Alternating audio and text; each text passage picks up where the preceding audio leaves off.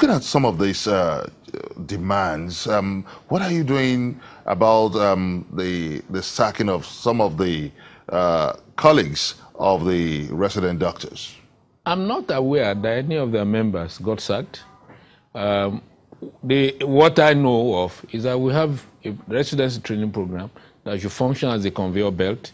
People must come in and go. We have people, doctors who have been on this program for upward of 13 years, for a program that should last for 6-7 years, and we're asking them to simply step aside so that others who want to benefit from this program can come on board.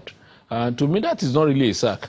If you cannot complete the program at the stipulated time, I think you should move on. That's what a conveyor belt means.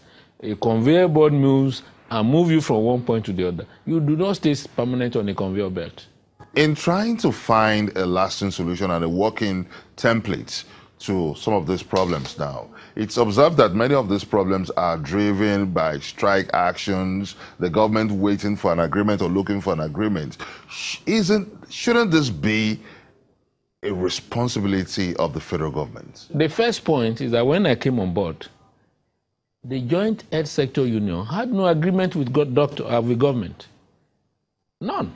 What they produce up to today happen to be minutes of meetings with government. No single agreement.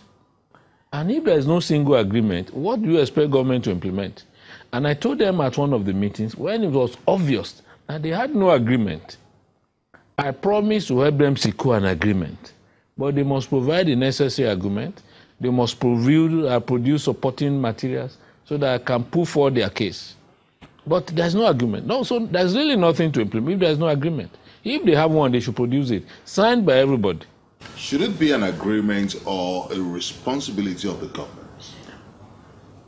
Industrial relationship involves agreement.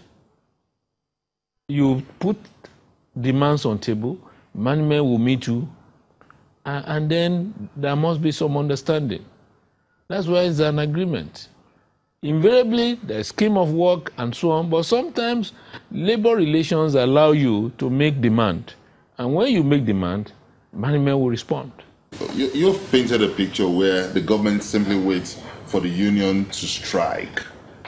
I don't think that's a workable template. I don't think that is correct to say that we wait for strikes to occur. But sometimes, sometimes strikes are inevitable. No. So if there was no agreement, there's no basis for government to perform its responsibility. We've been meeting with them over time. And I came in at a point in time when they said, oh, government has not really implemented agreement. And there was no agreement. None. And then the issue of comparison must stop. And there's the famous story in the Bible of someone who employed laborers in the morning, in the afternoon and evening, and paid them the same wage. And one of them protested and said, no, don't I have agreement with you? Have I not paid what I promised you? I think what we need is actually sensible labor relationship. Government will continue to implement a side of the bargain. Government offered letters of employment. We know of the career structure and pathway, but sometimes the job of unions is to fight for enhanced positions. It's also position of government to respond based on resources available. Are you thinking in the line of finding a lasting solution in which the unions will not need to take up an industrial action against the government? Because health is a very crucial sector. Well, health is actually an essential service. Strikes are not permissible in the health sector. And ILO even said that if you go on strike, you are permitted to recruit temporary workers to replace those who are on strike. So everything is designed to make sure that the health sector functions well without problem. But it's our duty as government to continue to be a step ahead of workers, improve working conditions, make sure we address all these issues. And this will continue to do on a regular basis. It's our job to make sure that we improve the condition of service, the working environment, and make sure that strikes in the health sector becomes infrequent and a thing of the past. But strikes generally cannot be outlawed.